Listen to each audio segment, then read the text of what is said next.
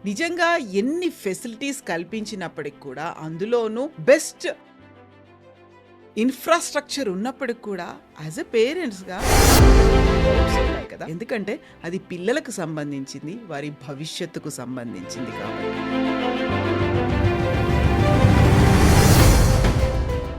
Next gen 5 years, 10 years తర్వాత వచ్చేటువంటి advancements, technology వీటన్నిటి గురించి ఆ చిన్న టైంలో ఎలా సరిపోతుందంటారు? బ్యాలెన్సింగ్ అనేది చాలా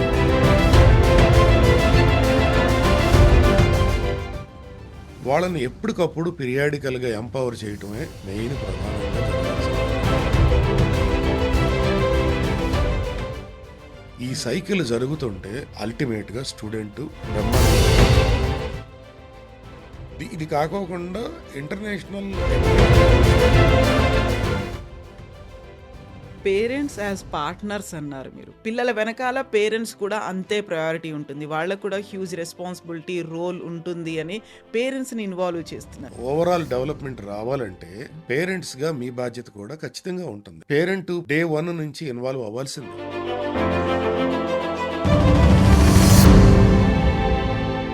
నమస్తే, నేను Kavitha. Welcome to iDream. Going higher, going places. Ambitus World School గురించి మనం గతంలో హైదరాబాద్, విజయవాడ అండ్ బెంగళూరు గురించి కూడా చూసాము. బోల్డ్ అన్ని విషయాలు తెలుసుకున్నాము. అయినప్పటికీ కూడా పేరెంట్స్‌కి బోల్డ్ అన్ని డౌట్స్ ఉంటాయి. ఎందుకంటే అది పిల్లలకు సంబంధించింది. వారి భవిష్యత్తుకు సంబంధించింది కాబట్టి. యాక్చువల్‌గా అంబిటర్స్ వరల్డ్ స్కూల్‌కి సంబంధించి ఉన్నటువంటి డౌట్స్, పేరెంట్స్‌కి ఎలాంటి అనుమానాలు ఉంటాయి? నిజంగా ఎన్ని ఫెసిలిటీస్ కల్పించినప్పటికి కూడా అందులోనూ బెస్ట్ ఇన్‌ఫ్రాస్ట్రక్చర్ ఉన్నప్పటికి కూడా యాస్ ఎ పేరెంట్స్‌గా మనకు కూడా కొన్ని డౌట్స్ ఉంటాయి కదా! వాటి గురించి మాట్లాడుకుందాం. మనతో పాటుగా ఉన్నారు founder and managing director Narendra Idupuganti garu. Hello sir, నమస్తే. నమస్తే మేడం. సార్, నేను స్వయంగా హైదరాబాద్ క్యాంపస్, విజయవాడ క్యాంపస్ చూశాను. ఆ తర్వాత బెంగుళూరు క్యాంపస్ గురించి కూడా నేను విన్నాను, మాట్లాడాను. అయినప్పటికి కూడా యాస్ ఎ కామన్ పబ్లిక్ అనను నేను, ఒక పేరెంట్‌గా నాకు కూడా కొన్ని డౌట్స్ ఉంటాయి. మీరు పెట్టుకుంది ఏంటంటే 8:15 టు 3:15 అంతే అయిపోతుంది. మేము ఇంక ఇంటికి పంపించేస్తాం. పేరెంట్స్‌గా మీ రెస్పాన్సిబిలిటీ, పిల్లలుగా మీరు చూసుకోవాల్సినటువంటి అవసరం ఉంది అనేది. బట్ ఆ టైంలోనే మీరు చెప్పే దాంట్లో మొత్తం మార్నింగ్ నుంచి ఈవినింగ్ దాకా క్లాసెసే ఉంటాయా? సబ్జెక్ట్సే చెప్తారా అంటే నో. అందులో మళ్ళీ మీరు కల్చరల్ యాక్టివిటీస్ ఉంటాయి, ఫిజికల్ యాక్టివిటీస్ ఉంటాయి. వీటన్నిటితో పాటుగా కాంపిటీటివ్ వరల్డ్‌కి నెక్స్ట్ జెన్ 5 ఇయర్స్, 10 ఇయర్స్ తర్వాత వచ్చేటువంటి అడ్వాన్స్‌మెంట్స్, టెక్నాలజీ వీటన్నిటి గురించి ఆ చిన్న టైంలో ఎలా సరిపోతుందంటారు అసలు? మేడం, ఇది ఎట్లా అంటే చాలా ఇంపార్టెంట్ క్వశ్చన్ ఇది. బ్యాలెన్సింగ్ అనేది చాలా ఇంపార్టెంట్. హ్మ్. 8:15 టు 3:15 9 అవర్స్‌లో 9 పీరియడ్స్ 40 మినిట్స్ పీరియడ్‌లో 2 బ్రేకులు ఉంటాయి. ఒక లంచ్ బ్రేక్ ఉంటుంది. హ్మ్. దీంతో పాటు మీరు చెప్పినట్టుగా హోలిస్టిక్ ఎడ్యుకేషన్‌కి సంబంధించి ఇతరత్ర యాక్టివిటీస్ కూడా ఉంటాయి. కోర్ అకాడమిక్ ఏరియా కూడా ఉంటుంది. దీంట్లోనే అకాడమిక్ ఇంటిగ్రేషన్ కూడా ఉంటుంది. హ్మ్. టెక్నికల్ ఇంటిగ్రేషన్ కానివ్వండి, కొలాబరేటివ్ ఇంటిగ్రేషన్ కానివ్వండి కూడా ఉంటుంది. ల్యాబ్ ఆపర్చునిటీస్ కూడా పిల్లలకి ఇస్తాం. హ్మ్. ఇవన్నీ చేస్తూ వాళ్ళు ఈ 5 అవర్స్ అకాడమిక్స్ కానివ్వండి, 4 అవర్స్ హోలిస్టిక్ ఎడ్యుకేషన్లో కానీ ఫోకస్ చేసి పర్ఫెక్ట్గా వాళ్ళు ఫోకస్ చేసిన దానిని ఇంటికి వెళ్ళిన తర్వాత వాళ్ళకి ఉన్నటువంటి హోంవర్క్ కానివ్వండి, ఇతరత్ర ఇంకేమైనా ఫిజికల్ ఫిట్నెస్కి సంబంధించినటువంటి వాటిల్లో కూడా కొంతమంది ఇన్వాల్వ్ అవుతుంటారు. అది అవసరం కూడా మేడం. కొంతమంది హోలిస్టిక్ ఎడ్యుకేషన్లో మా స్కూల్లో నేర్పినటువంటివి సరిపోదు మేడం. హ్మ్. కొంతమందికి మ్యూజిక్ ఇంట్రెస్ట్ ఉంటుంది, డాన్స్ ఇంట్రెస్ట్ ఉంటుంది, స్విమ్మింగ్ ఇంట్రెస్ట్ ఉంటుంది. మేము ఎంతవరకు తీసుకుంటామంటే బేసిక్ ఫండమెంటల్స్ని వాళ్ళకి డ్రైవ్ చేయటానికి, ప్రొసీజర్ అండ్ ప్రోటోకాల్స్ని డ్రైవ్ చేయడానికి మేము చేయగలుగుతాం. హ్మ్. వాళ్ళను ఒక ప్రొఫెషనల్గా తీర్చిదిద్దాలంటే మా దగ్గర అంత పెద్ద మెకానిజం ఉండదు మేడం. ఎక్స్‌ట్రా ఎఫర్ట్స్ పెట్టాలి మళ్ళీ. ఎక్స్ట్రా ఎఫర్ట్స్ పెట్టాలి, ఎక్స్ట్రా టైం ఉండాలి, పిల్లలు రావాలి, వాళ్ళు కోచెస్ ఉండాలి, దానికి తగ్గ కోచెస్ ఉండాలి. ఇవంతా చాలా పెద్ద మెకానిజం మేడం. అది మా దగ్గర ఉండదు. హ్మ్. మా దగ్గర ఉండేది బేసిక్ ఫండమెంటల్స్ నేర్పడానికి, వాళ్ళని ఒక ప్రొఫెషనల్‌గా కావాల్సినటువంటి ప్రోటోకాల్స్‌ని ఎలాగా తీసుకోవాలి. ఒక స్పోర్టో, ఇంకొక యాక్టివిటీనో తీసుకున్నప్పుడు ఎలా స్టార్ట్ చేసి ఎలా ఎండ్ చేయాలి. దాంట్లో ఉండేటువంటి రూల్స్ అండ్ రెగ్యులేషన్స్ ఏంటి. ఇది ఎడ్యుకేట్ చేస్తాం మేడం. హ్మ్. స్కూల్‌కెళ్ళిన తర్వాత స్కూలు నుంచి నేర్చుకున్న దానిని ఈవినింగ్ టైం ప్రొఫెషనల్‌గా కొన్ని ఏరియాల్లో ఇంట్రెస్ట్‌లు ఉన్నదాన్ని పెట్టుకొని పేరెంట్స్ కొంతమంది యాక్టివిటీస్‌కి స్పెషల్ కోచింగ్స్‌ని డెవలప్ చేస్తారు మేడం. హ్మ్. అది జరుగుతా ఉంటది. అది కొన్ని ఏరియాల్లో కొంతమంది పేరెంట్స్ జరుగుతది. హ్మ్. ఇకపోతే అకాడమిక్‌గా కూడా కొంతమంది బాగా ఎక్కువ ఇంకా అక్కడ స్కూల్‌లో నేర్పేది కాకోకుండా ఇంకా బయటికి వచ్చిన తర్వాత ట్యూషన్ సెంటర్స్‌కి పంపించాలని హ్మ్. అకాడమిక్‌గా మళ్ళీ ఇక్కడ చదివొచ్చారు. ఇక్కడొచ్చిన దాన్ని మళ్ళీ ట్యూషన్ సెంటర్‌లో కూర్చోబెట్టి హోంవర్క్ చేయించటము, లేదా ఇంకొక లెసన్స్ చెప్పించటము ఇలాంటివి కూడా జరుగుతది మేడం. అవును. సో, అట్లా కూడా కొంతమంది పేరెంట్స్ డైవర్ట్ అవుతున్నారు. మేము ఇంత ఫీజ్ పెట్టాము. ఒక వరల్డ్ స్కూల్ అని అనుకున్నాము. ఒక స్టాండర్డ్స్ ఉన్నాయనుకున్నాము. వాళ్ళకంటూ ఎక్స్‌పీరియన్స్ అనేది ఉంది కాబట్టి, మేము అందులో జాయిన్ చేస్తున్నాం కదా! కంప్లీట్‌గా వాళ్ళే చూసుకోవాలి కదా! ఇప్పుడు వాళ్ళకి రైట్ ఫ్రమ్ ద ఎడ్యుకేషన్ కావచ్చు, స్టడీస్ దగ్గర నుంచి మిగతా అన్నీ వాళ్ళే చూసుకోవాలి. అండ్ మా యాంబిషన్స్ ఏవైతే ఉన్నాయో, పిల్లలు వీళ్ళు ఇలా కావాలి అని అనుకున్నాం. వీళ్ళ కెరీర్ ఇది బావుంటుంది అని మేము కలలు కన్నాం. దానికి తగ్గట్టుగా మీరు వాళ్ళని మౌల్డ్ చేయలేకపోతున్నారనే ఒక కంప్లెయింట్ కూడా ఉంటుంది కదా పేరెంట్స్ దగ్గర? డెఫినిట్‌గా ఉంటదండి. డెఫినిట్‌గా ఉంటది. స్కూలుకి పంపిస్తే మొత్తం అంతా అయిపోయిందని మీదే ఇంకా. హ్మ్. అనుకుంటారు. అది ఎప్పటికీ జరగదు మేడం. పేరెంట్ సపోర్ట్ కావాలి. ఒకప్పుడు మనం చదువుకున్న రోజుల్లో మేడం, ఆ సిలబస్ వేరు, ఆ కరిక్యులమ్ ఫ్రేమ్‌వర్క్ వేరు, హ్మ్. అది డిఫరెంట్ మేడం. ఇప్పుడున్న స్టాండర్డ్స్ వేరు, ఇప్పుడున్న బుక్స్ వేరు మేడం. ఇప్పుడున్న కరిక్యులమ్ వేరు మేడం. చాలా చేంజ్ వచ్చింది. కొంతమంది పోస్ట్ గ్రాడ్యుయేషన్ చేసినటువంటి మదర్స్ గానియండి, ఫాదర్స్ కానీ, వాళ్ళ పిల్లలకి థర్డ్ క్లాస్, ఫోర్త్ క్లాస్ సిలబస్‌ని వాళ్ళకి ట్యూషన్స్ ఇక్కడ హోంవర్క్ ఇస్తే వాళ్ళకి గైడ్ చేయలేని పరిస్థితి ఉందండి. హ్మ్. ఏంటంటే అంత డెప్త్ మారిపోయింది మేడం. సో, ఖచ్చితంగా పేరెంటు డే 1 నుంచి ఇన్వాల్వ్ అవ్వాల్సిందే. ఎందుకంటే, మనం ఒక గ్లోబల్ కనెక్ట్‌లో ఒక స్టూడెంట్‌ని ఆల్ రౌండ్‌గా తీర్చిదిద్దాలంటే ఆహ్, అన్ని సబ్జెక్ట్స్‌లో ఓవరాల్ డెవలప్‌మెంట్ రావాలంటే పేరెంట్స్‌గా మీ బాధ్యత కూడా ఖచ్చితంగా ఉంటుంది. మీరు కూడా నేర్చుకోవాల్సిందే. మీరు కూడా స్టూడెంటే. ట్రూ. అంతే. మీరు స్టూడెంట్ అవ్వాలంటే, మీ స్టూడెంట్ ఏం తప్పు చేస్తున్నాడో మీరు స్కూల్‌కెళ్ళి తెలుసుకొని, దాని నుంచి మీరు లెసన్ తీసుకొని, ఇలాంటి ప్రాబ్లమ్ వస్తే ఏం చేయాలని చెప్పి స్కూల్ దగ్గర నుంచి అడ్వైస్ తీసుకొని, మీరు పేరెంట్‌గా మీరు స్టూడెంట్‌కి అనునిచ్చి మీరు గైడ్ చేయాల్సిందే మేడం. ఎగ్జాక్ట్‌లీ. అంతే. ఇప్పుడు ఎవరైనా పిల్లల్ని పేరెంట్స్ స్కూల్లో జాయిన్ చేయాలి అనుకుంటే ఈ మధ్య కాలంలో చూసేటువంటి క్రైటీరియాస్ అనేవి మారిపోయాయి. హ్మ్. అందులోనూ పర్టిక్యులర్‌గా ఈ స్కూల్‌కి ఎంత అకాడమిక్ హిస్టరీ ఉంది, బ్యాక్‌గ్రౌండ్ ఎంత ఉంది అని చూడడంతో పాటుగా వీళ్ళకి అవార్డ్స్ వచ్చాయా? హ్మ్. సో, దానికి సంబంధించి ఏదైనా క్యాటలాగ్స్ పెట్టారా? హ్మ్. అక్కడ నేను వెళ్ళగానే నాకు ఒక ఏమంటారు ఇమ్మీడియేట్‌గా ఐ గ్రాబింగ్ లాగా కనిపిస్తూ హ్మ్. ఉంటుంది. హ్మ్. వీళ్ళకి ఇన్ని అవార్డ్స్ వచ్చాయంట. మెమెంటోస్ బెస్ట్ అయి పెట్టారా? మెమెంటోస్ ఉన్నాయా? ఓకే. ఎన్నున్నాయి? హ్మ్. సో, ఇవన్నీ కూడా వాళ్ళకి యాడ్ ఆన్ థింగ్స్ లాగా మారిపోయాయి. అలా అయితేనే వీళ్ళకి హ్యూజ్ రెస్పెక్ట్ ఉంది. ఈ స్కూల్‌కి అనేది ఒక రెప్యుటేషన్ ఉంది అనేది ఒక ఇమేజ్ లాగా పడిపోయింది. ఒక న్యూ నార్మల్ లాగా అయిపోయింది. అలా అంబిటస్ వరల్డ్ స్కూల్ అవార్డ్స్ లిస్ట్‌లో ఉందా? మేడం చాలా సెటిల్డ్ క్వెషన్ అడిగారు మీరు. ఇది పెద్ద సబ్జెక్ట్ ఇది. హ్మ్. మొదట్లో మేము కూడా కొంచెం ఇంప్రెస్ అయ్యాము. మొదట్లో మేము కూడా కొద్దిగా అట్రాక్ట్ అయ్యాం. హ్మ్. ఓహ్! మనం కూడా ఏసుకోవచ్చు అనుకుంటానని. కానీ దానివల్ల ఏమీ ప్రయోజనం లేదు మేడం. హ్మ్. దాని తర్వాత నెక్స్ట్ సెకండ్ కేటగిరీకి వచ్చేటప్పటికి లీడర్స్ అండి. And teachers. లీడర్స్‌కి the creek planet school Venus campus principal hmm. Selected as an best principal award in the twin cities okay. అని చెప్తారు. ఎలా? హ్మ్. నిజంగానే మా ప్రిన్సిపల్ ఎక్స్‌పర్టే. సీనియర్ ప్రిన్సిపలే. మంచి బ్యాక్‌గ్రౌండ్‌లో నుంచి వచ్చింది. 20 ఏళ్ళు, 30 ఏళ్ళు ఎక్స్‌పీరియన్స్ ఉన్న ప్రిన్సిపాలే. కానీ నువ్వు ఏమి ఇవాల్యుయేషన్ చేసావు? What nomination form you did it? Hmm. And who is the jury members over there? ఎలా ప్రిన్సిపాల్‌గా నువ్వు వాళ్ళని ఎన్ని సంవత్సరాల ఎక్స్‌పీరియన్స్ ఉంది? ఏం చదువుకున్నారు? పోస్ట్ గ్రాడ్యుయేషన్ ఏం చేశారు? ఎన్ని సంవత్సరాల క్లాస్ రూమ్ ఎక్స్‌పీరియన్స్ ఉంది? ఏ సబ్జెక్ట్‌లో ఎక్స్‌పర్టైజ్ ఉంది? ఎన్ని అవార్డ్స్ తీసుకున్నారు? సీబీఎస్‌ఈ ఎన్నిసార్లు వాల్యుయేటర్‌గా ఎళ్లారు? లేదనుకుంటే ఎగ్జామినర్‌గా ఎళ్లారు? లేతే ఇన్విజిలేటర్‌గా ఎళ్లారు? ఎంతమంది పిల్లల్ని వాళ్ళు 10th క్లాస్ బ్యాచెస్ని పంపించారు, హ్మ్. ఎంతమంది పేరెంట్స్ని వాళ్ళు అడ్రస్ చేశారు, వాళ్ళకి ఉన్న ఎక్స్పర్టైజ్ ఏంటి, ఇట్లాంటి ఏమన్నా పారామీటర్ ఉందా? ఏ ఆస్పెక్ట్స్ ఏ చూసారు? ఆస్పెక్ట్లో చూసి మీరు బెస్ట్ ప్రిన్సిపల్ అవార్డు ఇచ్చారు? అది తీసుకుని ఇంటి దగ్గర ఏదో మామూలుగా ఒక ఫోటో ఫ్రేమ్లో పెట్టుకోవడానికి తప్ప మా ప్రిన్సిపల్కి మాత్రం ఏం వాల్యూ ఉంటుందండి? ఏం వర్త్ ఉంటుంది? ఇప్పుడు అకాడమిక్ ఇయర్ ఏదైనా స్టార్ట్ అయింది అనుకోండి.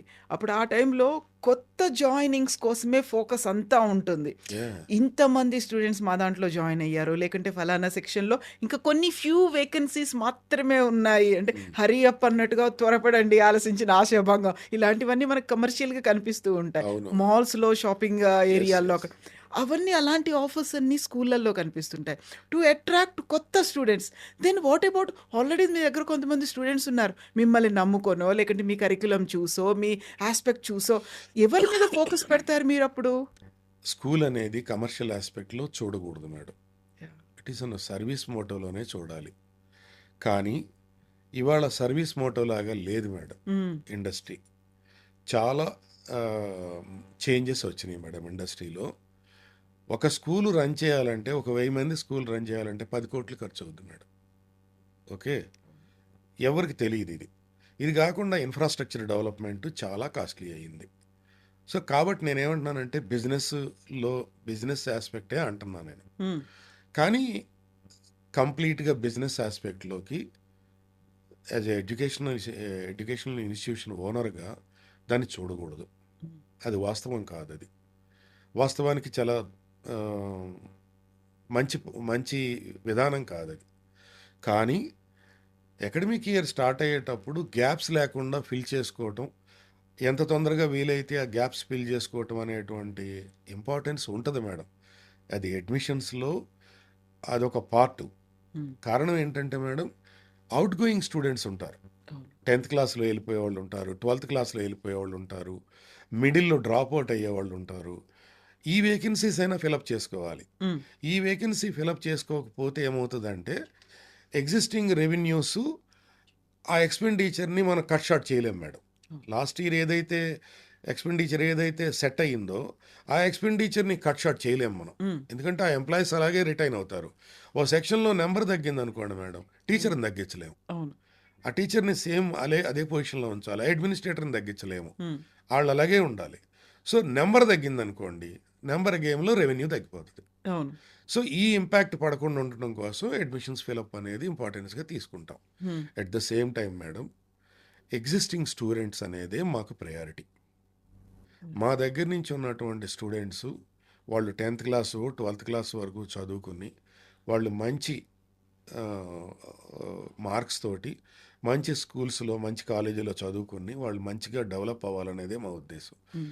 ఎక్కువ సంవత్సరాలు మాతో ట్రావెల్ అవ్వటం అనేది మాకు ఇష్టం మేడం. వాళ్ళకే మేము ఎక్కువ ఇంపార్టెన్స్ ఇస్తాం. హ్మ్. యా, సో, ఉన్న అంతకంటే ఎక్కువ. స్కూల్‌ని కాపాడుకోవడం ఎంత ఇంపార్టెంటో, ఇది ఆబ్వియస్‌గా ఒక కాంపిటీటివ్ వరల్డ్ లాగే ఉంది. ఎంత మనం స్కూల్స్ పెట్టుకొని పిల్లల్ని నెక్స్ట్ జనరేషన్ కోసం మనం తయారు చేస్తున్నాము. వాళ్ళకి కావాల్సినటువంటి కెరీర్ గోల్సో, లేకుంటే to become a perfect citizen లాగా తయారు చేయాలి అనుకున్నప్పటికి కూడా, నెక్స్ట్ జనరేషన్ కోసం రావాల్సినటువంటి సిటిజన్స్ వీళ్ళే అని అనుకున్నప్పటికి కూడా, కొన్ని యూఎస్‌పీస్ అనేవి ఉంటాయి. చాలా వరకు పేరెంట్స్ చూస్తూ ఉంటారు. ఈ కాలేజీలో అయితే ఇలా ఉంది. లేకపోతే ఈ స్కూల్ అయితే ఇది ప్రొవైడ్ చేస్తుంది. ఇక్కడ ఫెసిలిటీస్ చాలా బాగున్నాయి. ఫ్యాకల్టీ బాగున్నారు. ఇలాంటివన్నీ చూసిన తర్వాత they will come to a conclusion కదా! యాంబిటస్ వరల్డ్ స్కూల్‌ని చూస్ చేసుకోవాలి అంటే పేరెంట్స్‌కి మీరేం చెప్తారు? యూనిక్ సెల్లింగ్ పాయింట్స్ అంటాం. యూఎస్‌పీస్ అంటే. Yes madam. అంబిటస్ వరల్డ్ స్కూలే కాదు, ద క్రీక్ ప్లానెట్ స్కూల్లో కూడా అది సిబిఎస్ఈ కరికులంతో రన్ అయ్యే స్కూల్స్ మల్టిపుల్ బ్రాంచెస్ ఉన్నాయి మేడం. అంబిటస్ వరల్డ్ స్కూల్ కూడా హైదరాబాద్, విజయవాడ, బెంగళూరులో అదొక 3 బ్రాంచెస్తో ఉంది. వీటన్నిటికీ కూడా మేము మెయింటైన్ చేసేటువంటి సిస్టమ్ ఏంటంటే, ప్రతి పేరెంట్ ఆలోచించాల్సింది ఈ రోజుల్లో హ్మ్. టీచర్కి స్కిల్ డెవలప్మెంట్ ఎలా ఎంపవర్ అవుతుంది.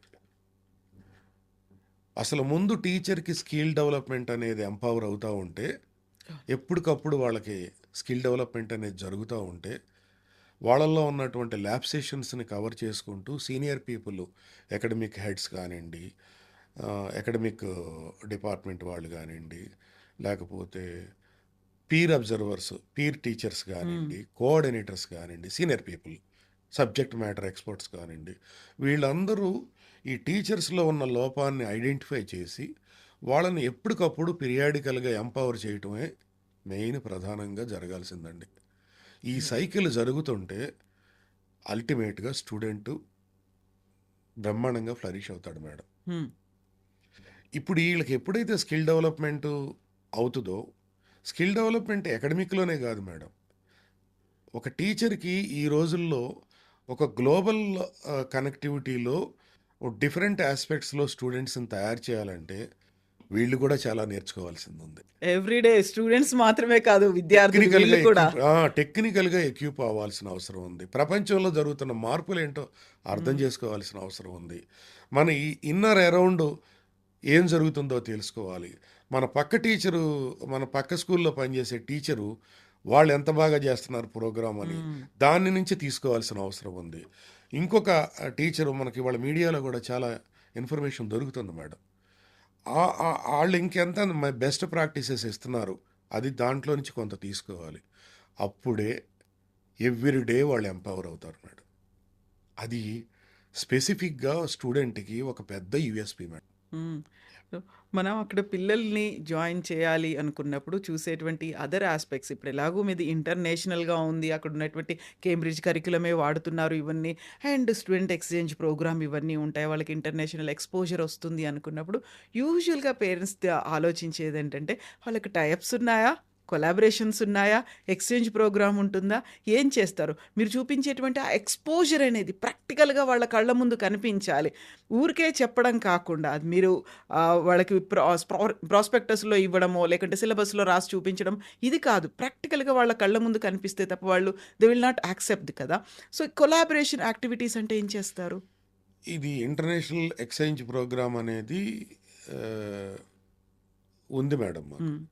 కానీ ఏమవుతుందంటే ఈ మధ్య చేస్తున్నాం, మేము ఇనిషియేట్ చేస్తున్నాం. యూకే కానివ్వండి, యుఎస్ కానివ్వండి, మ్మ్. లేకపోతే న్యూజిలాండ్, ఇట్లా కొన్ని కంట్రీస్, పంపిస్తున్నారు పిల్లల్ని అక్కడికి. ఆస్ట్రేలియాను కానీ కొంతమందిని, లేకపోతే ఇండోనేషియా, ఇట్లాంటి కొన్ని స్కూల్స్ ఎవరైతే మనకి టైఅప్ అవటానికి సిద్ధంగా ఉంటారో అవతల వైపు కూడా మ్మ్.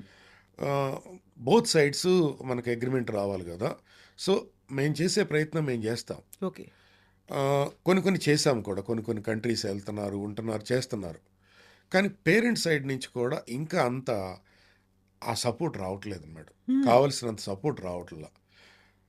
ఇంత పెద్ద నెట్వర్క్ ఉన్నప్పుడు the creek planet schools multiple branches ఉన్నా, అమిటస్ వరల్డ్ స్కూలు కొన్ని బ్రాంచెస్ ఉన్నా, అన్ని స్కూల్స్ నుంచి కూడా కొలాబరేట్ చేయడానికి ఆ నెంబర్, కావలసినంత నెంబరు మేడం. 10 మంది వెళ్ళిన దానికి, 20 మంది వెళ్ళిన దానికి, 100 మంది వెళ్ళిన దానికి, 5-6 వెళ్ళిన దానికి చాలా డిఫరెన్స్ ఉంటుంది మేడం. అవును. సో వాళ్ళల్లో వాళ్ళకు ఒక స్పిరిట్ అనేది డెవలప్ అవుతుంది. ఈ సంవత్సరం ఒక 50 మంది వెళ్ళారనుకోండి, వచ్చే సంవత్సరం 100 మంది డెవలప్ అవుతారు. సో ఇది కూడా పేరెంట్స్ నుంచి కొంత ఆ బ్యాక్ స్టెప్ అనేది ఉంటుంది మేడం. అంత ఏమని, యాక్సెప్టెన్సీ ఉండట్లా. ఎందుకని? దీనికి 2-3 రీజన్స్. ఒకటి, ఎకనామికల్ కండిషన్స్లో అంత ఎఫోర్డబిలిటీ లేకపోవటం ఒకటి మేడం. ఎందుకంటే డెఫినెట్గా దాని ఎక్స్పెండిచర్ అనేది కొంచెం ఎక్కువే డెఫినెట్గానే ఉంటుంది. ఎక్కువ అవుతుందండి. మ్మ్. లివింగ్ కండిషన్స్ కానివ్వండి, లేకపోతే ఇతరత్ర ఏమైనా సరే, వాళ్ళు అక్కడి నుంచి ఇక్కడికి వచ్చినా కానీ వాళ్ళకు కూడా అదే పరిస్థితి ఉంది. మ్మ్. సో ఆ ఎకనామికల్ కండిషన్లో ఇంత ఎఫర్ట్ ఎందుకులే అని అనుకోవటం ఒకటి, దాని ఇంపార్టెన్స్ని ఎక్కువగా దాని మీద ఫోకస్ చేయకపోవటం, తెలుసుకోలేకపోవటం మ్మ్. ఒకటి. రెండవది, ఎక్కువ నెంబర్ వెళ్ళటలేదు కదా పిల్లలు, 2, 3, 4, 10 మంది వెళ్తున్నారు కదా, లేకపోతే 20 మంది వెళ్తున్నారు అనేది కొంచెం ఆ ఇంట్రెస్ట్ రాకపోవటం అనేది ఒకటి. అమ్మో వద్దులే పిల్లల్ని వదిలిపెట్టేసేసి మనం అన్ని రోజులు 15-20 రోజులు ఫారిన్లో మనం లేకోకుండా అక్కడ ఎవరు చూస్తారో ఏంటో, ఆ టీచర్ వెళ్ళిన వాళ్ళు, కంపెనీ అయిన టీచరు సరిగా ఉంటారో లేదో, వీళ్ళు పెద్దవాళ్ళు ఎలా ఉంటారో ఏంటో అనేటువంటి ఒక విధమైనటువంటి భయాలు, ఇవన్నీ కూడా ఆ, ఆ, ఆ ఫ్యాక్టర్స్ మేడం. మ్మ్. ఇది కాకోకుండా ఇంటర్నేషనల్ ఎడ్యుకేషనల్ టూర్స్ పెడుతున్నాం మేడం. దానికి కొంతవరకు మెరుగు. ఓకే. ఒక 5 days, 6 days, 7 days international tours పెడుతున్నాం. మ్మ్. ఆ టూర్స్లో కొన్ని స్కూల్స్ విజిట్ చేయడానికి కూడా ఈ మధ్యకాలంలో యూనివర్సిటీస్, స్కూల్స్ని కూడా కొద్దిగా ఆ టూరింగ్ దాంట్లో కొంత ఎంబైడ్ చేస్తున్నాం మేడం. ఓకే. అదొకటి జరుగుతుంది. ఇక నేషనల్ లెవెల్లోకి వచ్చేటప్పటికి కంప్లీట్గా ఎడ్యుకేషన్ టూర్స్ అంటే ఇంకా ఆ ప్లేసెస్ విజిట్ చేయటం, అక్కడ ఉన్నటువంటి ఇంపార్టెన్స్ని, హిస్టారికల్ మూమెంట్స్ని ఎక్స్ప్లోర్ చేయటం, అంతవరకే జరుగుతుంది మేడం. సో, పేరెంట్స్‌కి ఏమన్నా చెప్పదలుచుకున్నారా మీరు? ఇప్పుడున్నటువంటి యంగ్ జనరేషన్ అందులో జెన్‌జీ పేరెంట్స్‌కి?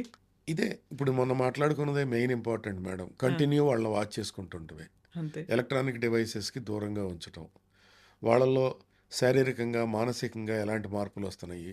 స్కూల్ నుంచి ఫ్రెండ్స్ ఇన్‌ఫ్లూయెన్స్ ఎలా అవుతున్నారు? ట్రూ. ఏదో సందర్భంలో మా చైర్మన్ గారు కూడా చెప్పారు. సో, వాళ్ళ ఎలాంటి ఫ్రెండ్స్‌ని వాళ్ళు అడాప్ట్ చేసుకుంటున్నారు? ఎలాంటి ఫ్రెండ్స్‌తో ఎక్కువసేపు వాళ్ళు ఫోన్‌లో మాట్లాడుతున్నారో, లేతే ఇన్‌స్టాగ్రామ్‌లోనో, లేతే ఇంకోటిలో సోషల్ మీడియాలో యాక్టివ్‌గా ఉంటున్నారు అనేది జాగ్రత్తగా చూడాలి. జాగ్రత్తగా గమనించాలి.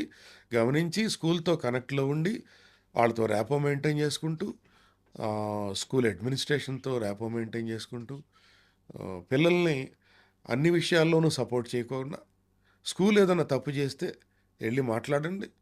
ఆ తప్పును సరిదిద్దుకునేటట్టు మా స్కూలు యాజమాన్యానికి కానీ, మా లీడర్‌షిప్‌కి గానీ అవకాశం ఇవ్వండి. మీలో మీ పిల్లల్లో వచ్చే తప్పులు గానియండి, మీరు కూడా సరిదిద్దుకోండి. హ్మ్.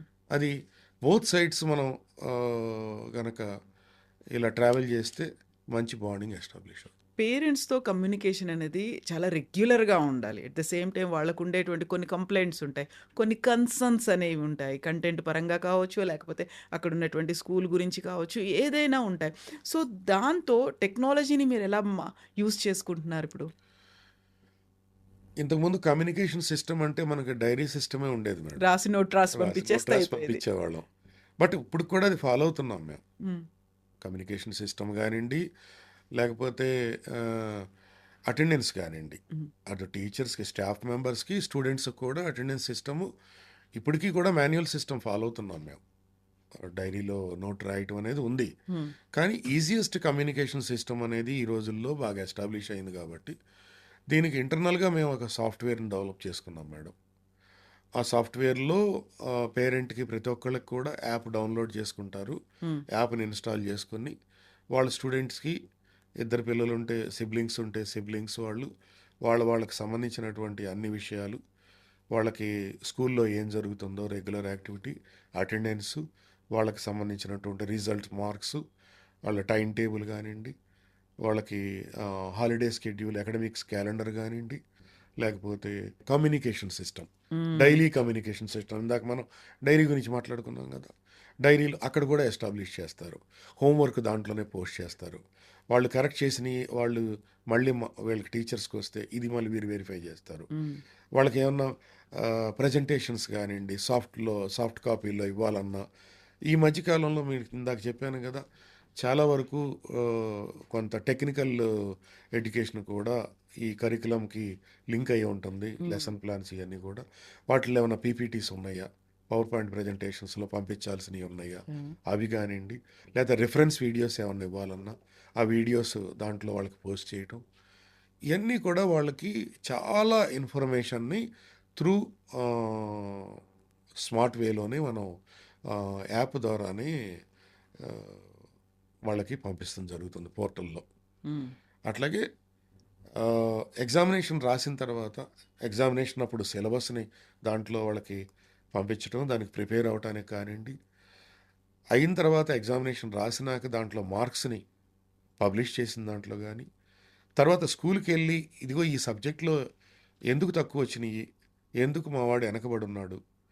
ఆహ్, అని ఆ టీచర్‌తో మాట్లాడుకోవటం గానియండి, ప్రతిదీ కూడా మీకు ఈ టెక్నాలజీ చాలా అవసరం అవుతదండి. అన్ని కమ్యూనికేషన్ ద్వారానే అవుతుంటాయి. అవుతదండి.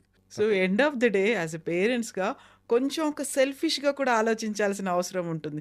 ఇది మన పిల్లలు, మన పిల్లల భవిష్యత్తుకు సంబంధించింది. మన ఇన్వాల్వ్‌మెంట్ కూడా ఉండాలి. అలా అయితేనే కొంచెం విన్ విన్ సిట్యుయేషన్ లాగా ఉంటుంది కాబట్టి, వాళ్ళు కంపల్సరీ ఇన్వాల్వ్ అవ్వాల్సిన అవసరమైతే ఉంది. ఖచ్చితంగా ఇన్వాల్వ్ అవ్వాలండి.